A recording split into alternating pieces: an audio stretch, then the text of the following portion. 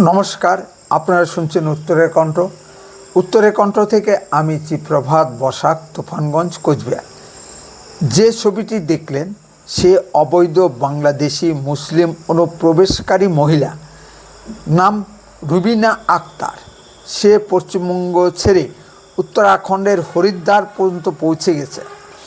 সে হিন্দু নাম রুবি দেবী গ্রহণ করে সকলকে তিলক চন্দনের ফোঁটা দিয়ে ভিক্ষা করত। প্রায় ৮-১০ বছর ধরে সে এই কাজ করে চলেছে। মাস শেষে মোটা অঙ্কের টাকা সে বাংলাদেশে পাঠাতো। গোপন সূত্রে খবর পেয়ে পুলিশ তাকে গ্রেপ্তার করেছে। তার কাছে যেসব পরিচয়পত্র পাওয়া গেছে তার সকলই জাল পরিচয়পত্র এবং পশ্চিমবঙ্গ থেকে ইস্যু করা।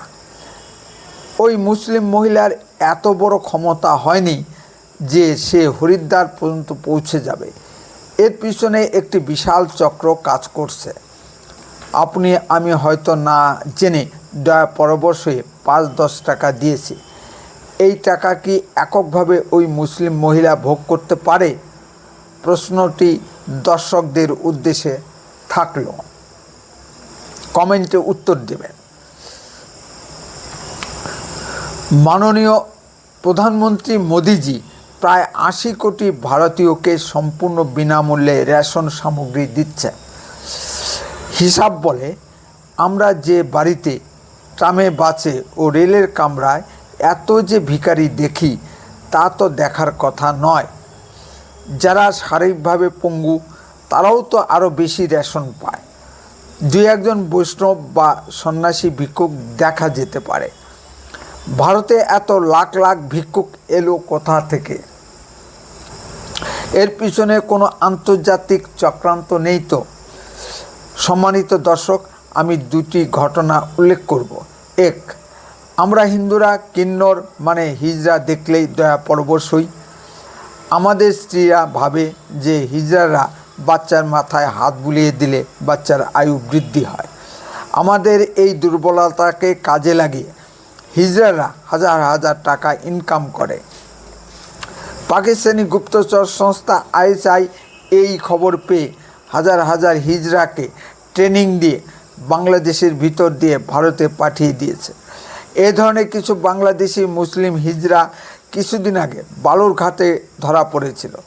এই হিজড়াদেরও পাকিস্তান গুপ্তচর বৃত্তির কাজে নামিয়ে দিয়েছে। ২, সৌদি আরবে ক্রাউন প্রিন্স মোহাম্মদ বিন সালমান সরকারিভাবে পাকিস্তান ও বাংলাদেশকে জানিয়ে দিয়েছে যে আপনারা হাজি পাঠাবেন, ভিক্ষুক পাঠাবেন না। কারণ মক্কা মদিনায় যে সকল ভিক্ষুক দেখা যায় তার ৯৯% পাকিস্তান ও বাংলাদেশের।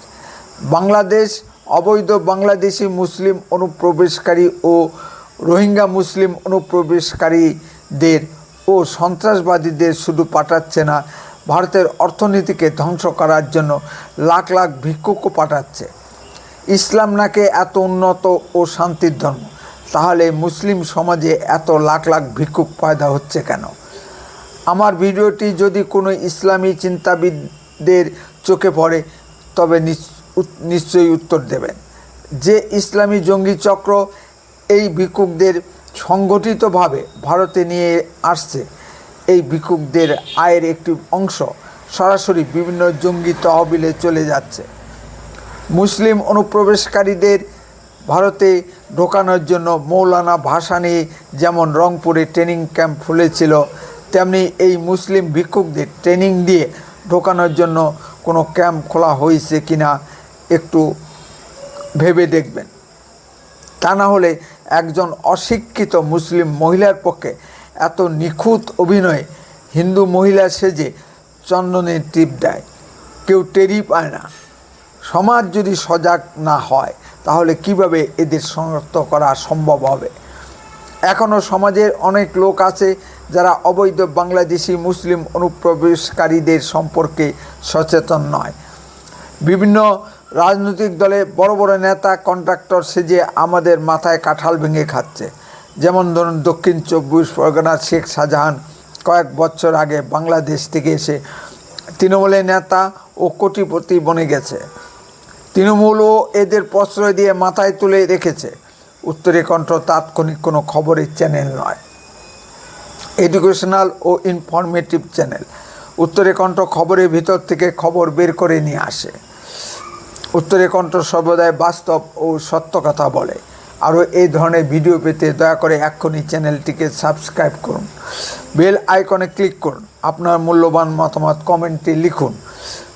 যদি ভিডিওটি ভালো লেগে থাকে তাহলে অন্ততপক্ষে 10 জনের মধ্যে ভিডিওটি শেয়ার করুন। উত্তরে কণ্ঠ দেশের কথা বলে, দশের কথা বলে। আপনারা চোখ রাখুন উত্তরে কণ্ঠের পর্দায়। বন্দে মাতরম, ভারত মাতা কি জয়। খুব শীঘ্রই ফিরে আসছি নতুন কোনো ভিডিও নিয়ে। সুস্থ থাকুন, ভালো থাকুন।